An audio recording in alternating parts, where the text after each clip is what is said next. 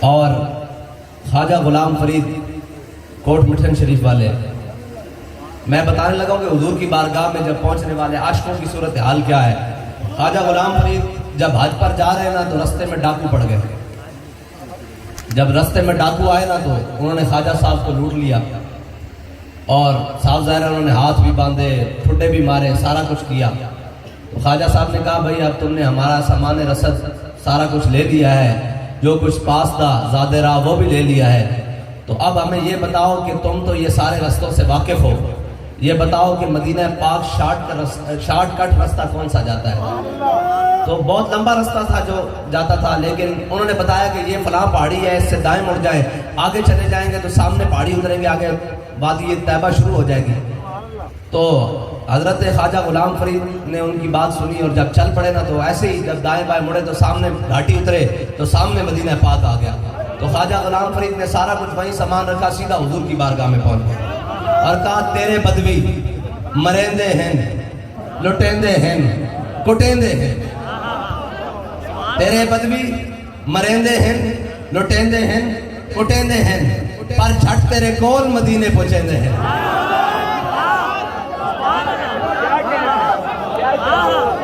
عاشق جو ہے نا، عاشق یہ ہر بات میں لذت لیتے ہیں جی۔ اس کی لذت لینے کا یہ مثال ہے کہ جب امیر المجاہدین کو اتارا گیا نا سیڑھیوں سے تو گھسیٹ کر لے کے جا رہے ہیں، تو وہ پریشان آگے پیچھے، جناب بچو ہٹو، تو بابا جی مسکرا رہے ہیں۔ انہوں نے کہا جناب رضوی صاحب آپ کیوں مسکراتے ہیں؟ فرمایا جنہ واسطے تسی میں نو گھسیٹ رہے ہو وہ تو تانوں نہیں ویکھ رہا ہے، جنہ مالکہ واسطے میں گھسیٹا جا رہا ہوں میں نو ویکھ رہا ہے۔ اور عاشق جو ہے نا وہ ہر بات میں لذت دیتے ہیں، لیکن کیسی احتیاط سے لذت ہمارے امام نے لی ہے۔ جب ہمارے امام پہنچے نا حضور کی جالیوں کے سامنے اور سامنے نظر پڑی ہیں جی، تو پھر کہنے لگے پیش نظر وہ نو بہار۔ یہ ہے عاشقوں کی لذت لینے کا مزہ، گل بھی پوری کر دیتی، اپنا اندر بھی کھول دیتا، لیکن گل جائیں بائیں تھڑکن نہیں دیتی۔ اے ہے عاشقوں کی مثال، گل بھی پوری کر دیتی، سمجھن والے سمجھ دین کی کیا، لیکن تھڑکن بھی نہیں دیتا۔ ہاں جی بھریا اس دا جانیے جس دا توڑ چڑھیا۔ ہاں جی اعلیٰ حضرت نے کی کیا، اے ہے عاشق لذت لین دیتے، تو پوری گل آئی نا سامنے، کیا پیش نظر وہ نو بہار اور دل ہے سجدے کو بے قرار۔ اپنی بے قراری دس دیتی، بھئی میں کتنے پہنچا کھڑے، بھئی احمد رضا کیڑے مقام سے پہنچا کھڑے، کیا پیش نظر وہ نو بہار، سجدے کو دل ہے روکیے، سر کو روکیے، ہاں یہی تو امتحان ہے۔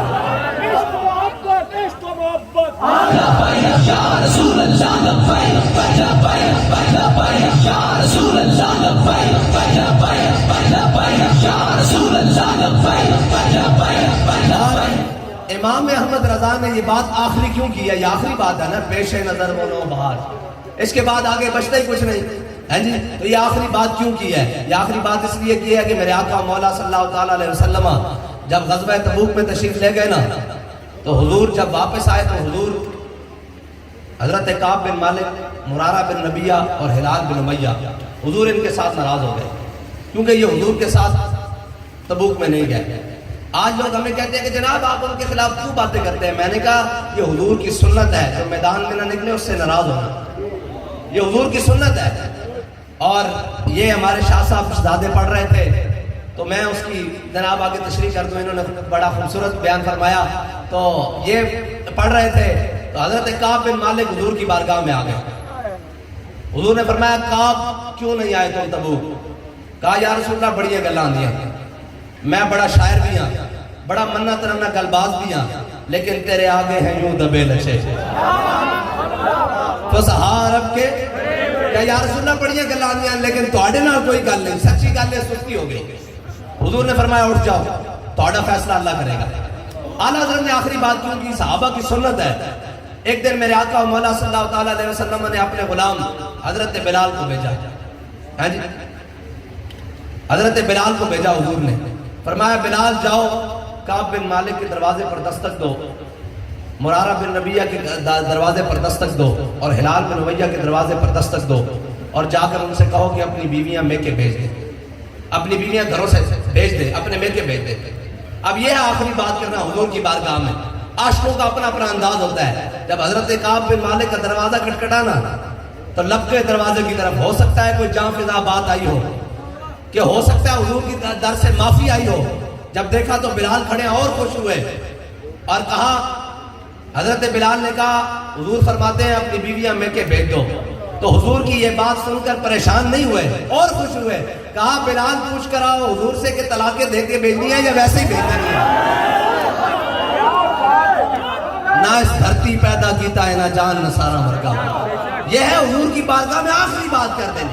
کیا مالکاں کو پوچھو یہ رکھیے تھوڑے نہ دے ہوئی تسی دسو انہوں نے ہونے بھیجنا یا ایویں بھیجنا یا طلاقہ دے کے بھیجنا. حضرت بلال دوڑے حضور کی بارگاہ میں, کیا یا رسول اللہ کعب عرض کر دیں کہ طلاقہ دے کے بھیجنا یا ایویں. حضور نے فرمایا نہیں نہیں نہیں ویسے ہی بھیجنی ہے, ویسے طلاقہ دے کے نہیں بھیجنی ہے. ہاں اے حضور کی بارگاہ میں آخری گل کر دینا. اعلیٰ حضرت بھی تاں کیا پیش نظر وہ نو بہار, ہاں بے قرار اور روکیے سر کو روکیے. ہاں تو یہی تو امتحان ہے. اے ہے امام احمد رضا دی شان. اور امام احمد رضا جدو آج کرن گئے نا اور امام صاحب نے دولت المکیہ لکھی 8 گھنٹے لکھی, اجمی عالم ہوئے اور سارا کتب خانہ بھی جناب بریلیج پیا ہوئے, ہیں جی سارا کتب خانہ بھی بریلیج پیا ہوئے اور جناب او کمن دلائل دیو.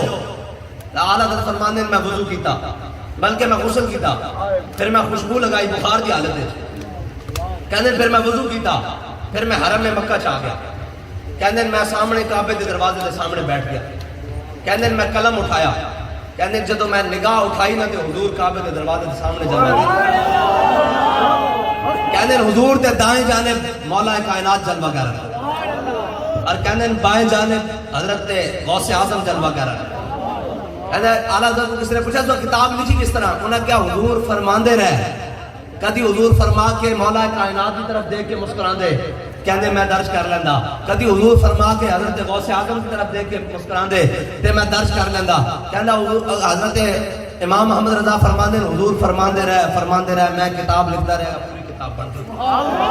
اس کا مطلب ہے کہ جنہیں حضور دی زیارت کرنی نا وہ اعلیٰ حضرت نے لکھے ہوئے انہاں الفاظ میں پڑھے تھے اور تصور کرے کہ حضور نے ہے لکھا.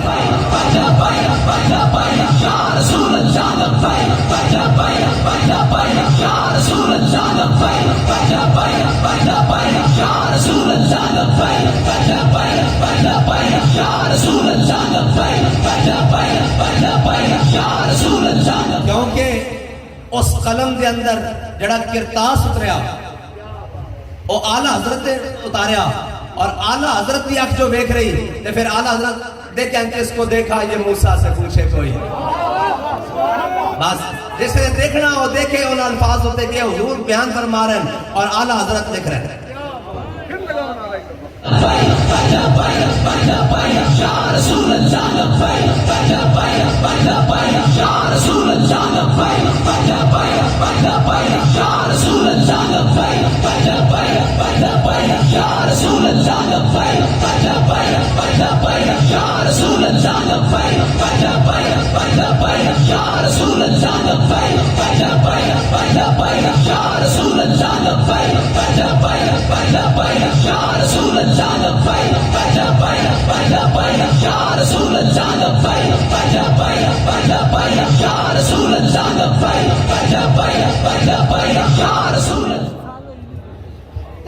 اور امام اہل سنت کی شان یہ ہے کہ دین و دنیا کا کوئی ایسا مسئلہ نہیں ہے جس پر امام احمد رضا کے قلم میں جنبش نصیب ہوئی. یہ امام صاحب کی شان ہے, یہ امام احمد رضا کی شان ہے کہ کوئی ایسا مسئلہ نہیں ہے جس پر امام احمد رضا کی قلم نے جنبش نصیب ہوئی. لیکن امام صاحب نے سارے دامن تھام کے رکھے, شریعت کا, طریقت کا, حقیقت کا.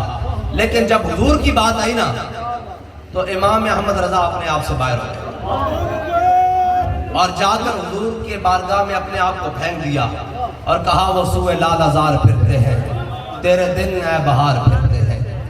یہاں ہمارے نعت خان پڑھتے ہیں ادب کا تقاضا کرتے ہوئے کہ کوئی کیوں پوچھے تیری بات رضا, تجھ سے شہدہ ہزار پھرتے ہیں. میں یہاں تصحیح کرتا جاؤں کہ یاد رکھنا مول مالکہ دی بارگاہ چو سے لفظ دا پیا اس دی مثال ہے کہ امیر المجاہدین عالم بھی ہیں، فاضل بھی ہیں، شیخ بھی ہیں، حقیقت نال واقف، شریعت نال واقف، ساریاں گلاں، حافظ الحدیث، حافظ قرآن، حافظ اقبال، حافظ اعلیٰ حضرت، حافظ قصیدہ پندرہ، حافظ قصیدہ بانت سواد، سارا کچھ حفظ ہے جی. اور سارا کچھ پڑھن تو بعد جدو امیر المجاہدین نے سارا کچھ سمیٹیا نا اور اپنے امام دی طرف دیکھیا کہ امام کی کہندا، کوئی کیوں پوچھے تیری بات اے رضا، تجھ سے کتے ہزار پھرتے ہیں. تے بابا جی نے فرمایا ہے بارگاہ رسالت ہے ساڑھا امام کتے کھڑیا، عشق و محبت دا امام. تے فرمایا میں کتا پاک رسول اللہ دا. تے سارا علم اپنی جگہ، تعلیم اپنی جگہ، ساری خدمات اپنی جگہ، حضور دی بارگاہ لفظ اے ہی قبول ہوئی. میرے بابا جی دی کیا بات، کیا بات، آج بھی میرے بابا جی دی کیا بات، کیا بات، آج بھی میرے بابا جی دی کیا بات. اے حضور دی بارگاہ میں ادب گاہے زیر آسمان از عرش نازک تر اور نفس گم کرتا می آیت جنید و با یزید ہی جا. لیکن بابا جی کہتے سن ابو بکر و عمر ہی جا.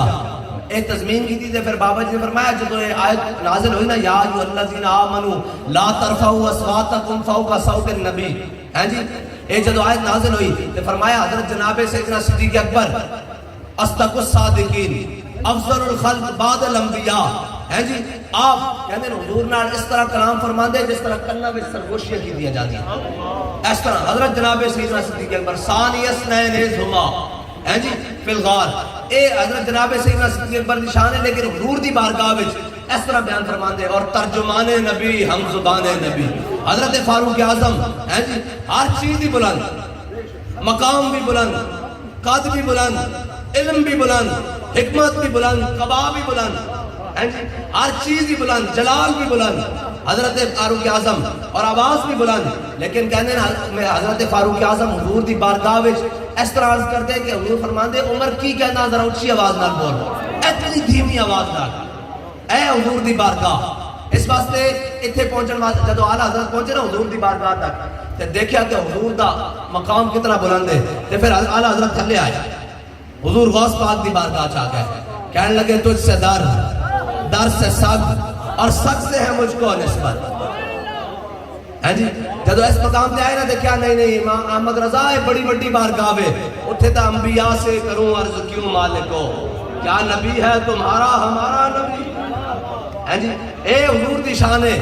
اور میرے آقا و مولا صلی اللہ علیہ وسلم میں نال اسلام جڑے پیدا کردہ نا، ہیں جی اسلام ہجوم دا قائل نہیں، اسلام جڑے دا قائل ہے.